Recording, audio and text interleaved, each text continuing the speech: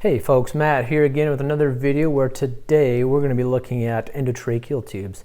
In particular, we're looking at the anatomy of a endotracheal tube. You know, while there's a variety of different endotracheal tubes out on the market, some of which have very specific purposes and functions for unique patient conditions, today we're really going to just focus on one of our more common variety of endotracheal tubes being used in our departments right now. And really the purpose of this video is just to be able to identify some of the basic components of an endotracheal tube. So let's begin. The first thing I'm going to just notice is that these tubes are predominantly made of a polyvinyl material.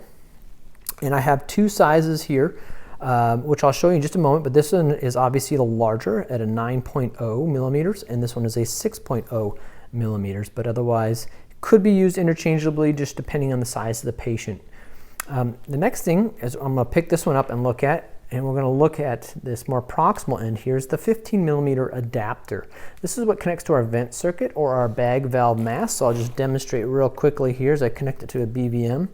So that's where we're going to want to connect that, and it's all endotracheal tubes, whether it's a 3.0 or a 9.0, all have that 15 millimeter adapter for the vent circuit or BVM. The next thing we're going to look at is some of the markings on this endotracheal tube. The first one I'm going to show you here as I get in a little bit closer is this 9.0, and that's actually the size of the endotracheal tube measured in millimeters, and it actually reflects the internal diameter. So it's not the outside of this tube, but the actual internal diameter of the tube that denotes how big it is. The next thing you can see is all these other numbers running along the side of this endotracheal tube. And it goes all the way up to, looks like about 32 centimeters there. And those are our depth markers. So when we insert this tube, we want to know how deep we are and if we're in the correct position.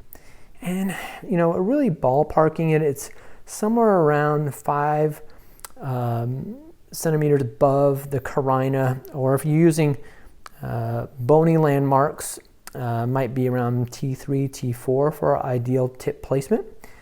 And when I'm looking at this tube, you usually measure this usually either at the lip or the teeth, and a real rough approximation should be somewhere around 3 times the size of this tube, in which case this is a 9.0. I would expect it to be somewhere around perhaps 27. And this other tube, which is a 6.0, I would expect it to be somewhere around 18 centimeters. So again, just real rough ballpark. So we have the size of the tube, our depth markings, and I want to just turn this on its side for a second here, and you're going to notice this blue line that runs the entire length of this ET tube. That's our radiopaque line. That's actually what helps us visualize the ET tube on X-ray.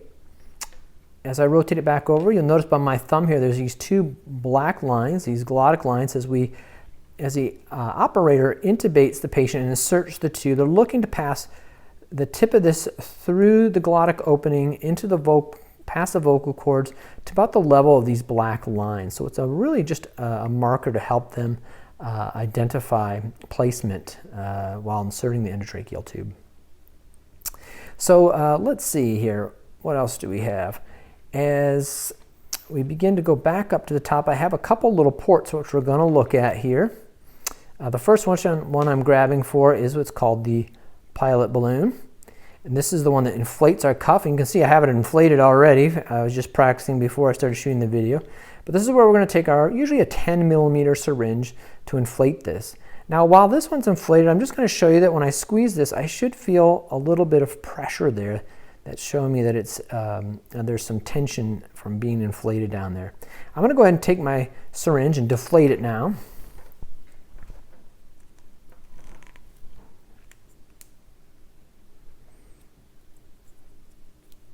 And then as I do so, the pilot balloon becomes very easy to compress now. There's no tension left in that at all until I re-inflate it.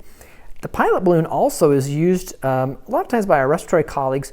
They will periodically do measurements of the amount of pressure in the distal cuff. And that's important because we usually shoot for about 20 to 25 cuff pressures in that distal tube. Much more than that can really cause soft tissue injury in our patients. So the pilot balloon really can help with them, providing them an opportunity to measure those cuff pressures.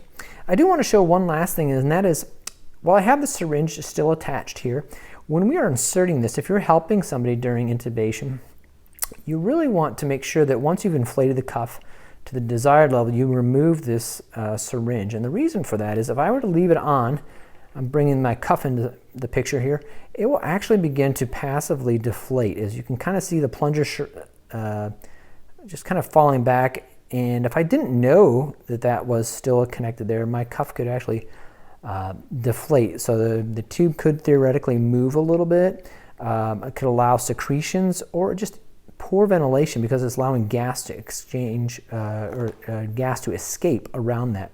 So just be cognizant of that when you're ready to take that, you've got it inflated, just make sure the syringe comes off. The next feature I want to show you is another suction port, and it's this one here. It's called the subglottic suction port. This hooks right up to your wall suction. It can be done intermittently or continuously. And what it does is it suctions fluids. There's a couple ways we can suction our patient with an endotracheal tube. One is straight down with closed suction unit, or straight down the inside of the endotracheal tube and out the distal end. So we're suctioning the trachea and the bronchi and the lower airways. But also, and I'm going to turn this on its side, there's a port right here, if you can see by my thumb, right next to the balloon, and that's the subglottic suctioning port.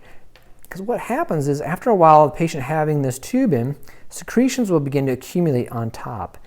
And as I mentioned before, this cuff is not impervious. Secretions will find a way around it and seep down into the patient's lungs, which puts them at risk for ventilator-associated pneumonia.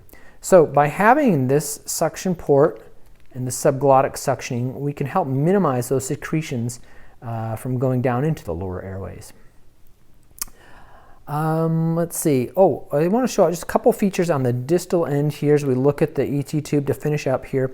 The first is you're going to notice this bevel tip, this left-facing bevel tip, and that's just really designed to aid the intubator with insertion and passage of the ET tube during intubation.